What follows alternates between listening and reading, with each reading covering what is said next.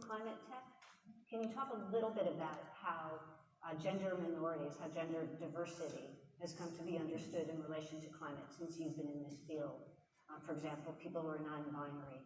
How has that come to be understood as a climate-related question in this ranging conversation about the necessity of moving toward universal human equality? Yeah, it's a great question. I mean, I think that is really an evolving space right now. I'd be curious to hear both of your thoughts as well. But I think, when it comes to kind of aid and access to, to after like a climate-related natural disaster, access to healthcare, especially gender-based, if there's healthcare that's only accessible to, certain genders, that's a major problem and one that needs to be addressed. And so I think when we think about climate impacts in terms of, gender and sexuality, that it needs to, this needs to be a full representation. And I think we're starting to see that. I'd be curious if either of you have thoughts on that as well. Me too, yeah. Yeah, I mean, I can add a little bit here. I think I was just looking at some of the recent things that UN is doing in this front. I came across this thing that they were talking about. They designated women and LGBTQ plus community as a sort of an extra vulnerable community within the context of climate change. So I think that's a positive change. I think that's something that can be adopted and should be adopted across the corporate world and across governments as well. Another thing that's very important, I think, looking at climate mitigation also through a gendered lens, because we do know that it is women who are working in agricultural fields, whether it is India, Pakistan, Bangladesh, 80 to 90% women who are producing food. The food that is produced in these countries is by women. It is women who go and fetch water and have to give up an education. So water insecurity and water crisis impacts them the most. It is women who, have to go through sexual assault or have to go to increase in domestic violence when homes are displaced and when there is financial insecurity. So we do know that women are taking care of the livestock, livelihood. We do know that women are taking care of agriculture, food production in the economy. We do know that they're taking care of, as you mentioned, of elderly at home when a crisis happens. So I think in terms of when we talk about climate mitigation and climate adaptation, both of them have to be very, very specifically gendered. It has to be gendered lens. I think there is no other way around it. And I would say specifically again, in Pakistan example, right? I was again following the news there and talking to a few friends. And I was talking to a friend who is running this project which is called Mahwari Justice, which Mahwari in Farsi or Urdu means periods. And her whole focus is around being able to provide sanitary napkins to women who are now displaced. So there is 8 million women who are displaced right now that are in reproductive age. So think about it, right? That's right. I mean, we've all been out on the street going around, and if you're on your period, what are you going to do about it? And if you're displaced by floods, there is no food, there is nowhere to go, there is no sanitation available to you. What happens to you in that situation? Again, maternal reproduction challenges, right? So I think a big part of, as I'm looking at all the funding and disaster relief announcement, the disaster relief that happens post a climate disaster also has to be gendered, because there is going to be 73,000 women in Pakistan that are off of the 8 million that are displaced. 73,000 will be delivering children next month. What happens to them? What happens to you when you have to deliver a child on the side of the street? So your disaster strategy has to be gendered.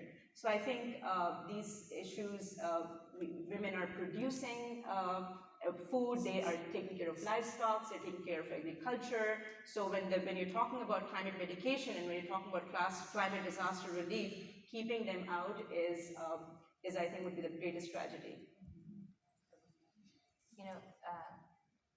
You've said it so beautifully. It's absolutely so critical to have that intersectional lens to climate work, and this is why, really, what I always say to people is that when you wake up in the morning, you just, you brush your teeth, and you do that because you think that's the thing that we have to do. And when we wake up in the morning, we should be saying how am I showing up for racial justice today? How am I showing up for climate justice today? And that is the reason, right? Like it should be embedded in the work that everybody does, whether you're a medical doctor, a journalist, whether you're now starting, you know, a food prep. Like ultimately, women are part of all of these, of all of these circles, and we really do need everybody in order to address the climate crisis. Since you took a moment to describe the mitigation side of the conversation, let me give you an example of something we did here, and maybe that transitions us into what I want to see in the future for the adaptation side. So again, for the city of New York, we understood that New Yorkers were dying from heat exposure in their homes because they were poor, right? They are poor. They are worried about the electricity bill, so they don't run an air conditioner or they don't own one. They think the street is too hot, so they don't go to the cooling centers that the city of New York coordinates and provides, right? So they were just isolated New Yorkers that we don't have a strong handle on how to help.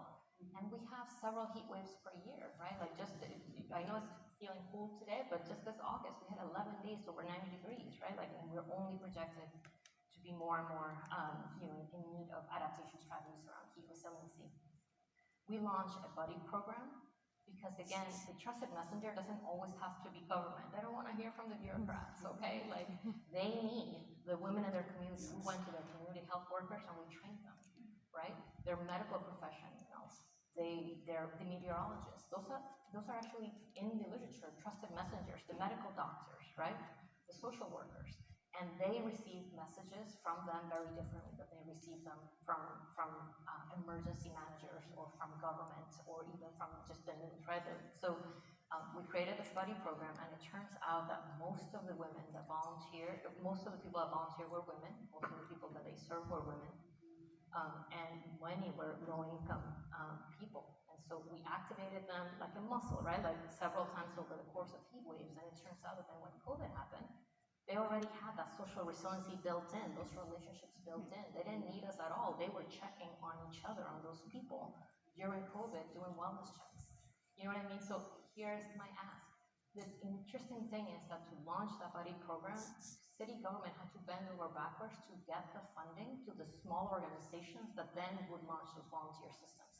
Where's philanthropy, folks? You can't continue to fund the same large environmental organizations over and over because it's easy to go through fiscal with them, right? You need to require that they have that intersectional climate lens and that they're actually trickling down, and they shouldn't be trickling down because their overhead is too damn high.